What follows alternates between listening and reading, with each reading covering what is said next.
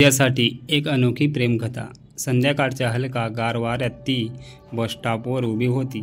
तिच्या ओढणीचा पदर हळुवारपणे वाऱ्याच्या झुळकीसह उडत होता। तिच्या डोळ्यात एक वेगळी चमक होती, जणू काही ती कोणाची तरी आतुरतेने वाट पाहत होती। आणि खरंच तिची नजर सारखी रस्त्यावरच्या एखाद्या चेहऱ्याचा शोध घेत होती। त्या क्षणीच समोरून एक उंच देखणा तरुण येताना दिसला। तो साध्या कपड्यांमध्ये असला तरी त्याच्या व्यक्तिमत्वात एक वेगळीच जादू होती।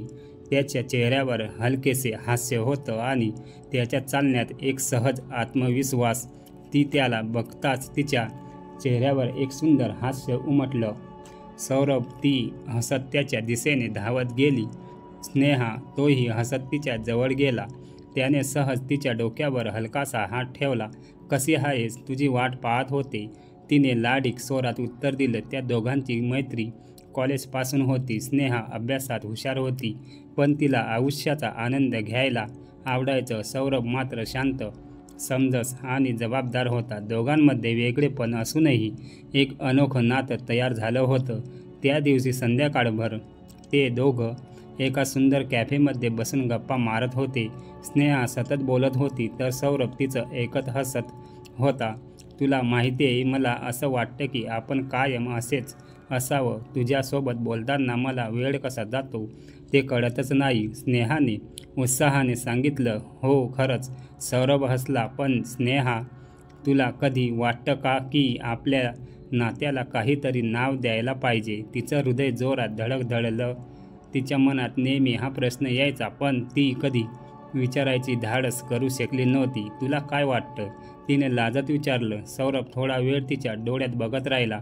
माझ्यासाठी तू फक्त मैत्रीण नाहीस स्नेहा, तू माझ्या आयुष्याचा एक अविभाज्य भाग आहेस। मला तुझ्यावर प्रेम आहे। तिच्या डोळ्यात आनंद अश्रू तरळले। इतक्या वर्षापासून तीही हेच जाणून घ्यायचं स्वप्न पाहत होती। मलाही ती हसली आणि त्याच्या हातावर आपला हात ठेवला। त्या संध्याकाळी त्यांच्या प्रेमाची अधिकृत सुरुवात झाली। पण प्रेमाची गोष्ट अशी सोपी असती तर स्नेहाच्या कुटुंबाला ही गोष्ट मान्य नव्हती। त्यांना वाटत होतं की सौरभ आर्थिकदृष्ट्या स्थिर नाही। त्यांच्याकडे मोठं घर नव्हतं, मोठी गाडी नव्हती आणि मोठं बिझनेस साम्राज्य नव्हतं। प्रेम पुरेसं नसतं आयुष्य जगायला, तिच्या वडिलांनी स्पष्ट शब्दात सांगितलं। स्नेहाच्या मनात गोंधळ सुरू झाला। एका बाजूला तिचं प्रेम होतं, तर दुसऱ्या बाजूला कुटुंब। सौरभने हे ऐकलं आणि तो गप्प राहिला। त्याला माहिती होतं की स्नेहाचं कुटुंब तिच्यासाठी खूप महत्त्वाचं आहे, म्हणून तो तिच्या निर्णयाची वाट पाहत राहिला। एका रात्री स्नेहा छतावर उभी राहून चंद्राकडे पाहत होती। तिच्या मनात विचारायचं काहूर माजलं होतं। ती स्वतःला विचारत होती, प्रेम म्हणजे काय? पैसा महत्त्वाचा की प्रेम? तेवढ्यात तिला आठवलं, एकदा तिने सौरभला विचारलं होतं, तुझं स्वप्न काय आहे? त्याने हसून उत्तर दिलं होतं, तुला आयुष्यभर सुखी ठेवायचं। त्या आठवणीने तिला समजलं की ती कुणालाही गमावू शकते, पण सौरभला नाही। दुसऱ्या दिवशी सकाळी ती सौरभकडे धावत गेली। तो त्याच्या लहानशा खोलीत पुस्तक वाचत बसला होता। सौरभ, ती थापा टाकत म्हणाली, अगं काय झालं? मी तुझ्यासोबत आहे।